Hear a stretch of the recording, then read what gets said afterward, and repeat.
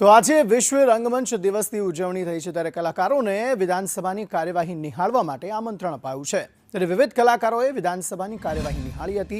લોક સાહિત્યકાર, ફિલ્મ કલાકારો મુલાકાત લઈ ચૂક્યા છે, પરંતુ આમંત્રણ છતાં વિક્રમ ઠાકોરની નારાજગી યથાવત છે। આમંત્રણ છતાં ગઈકાલે વિક્રમ ઠાકોર હાજર નહોતા રહ્યા। તમામ કલાકારો માટે ભોજનની પણ વ્યવસ્થા અહીં કરવામાં આવી હતી।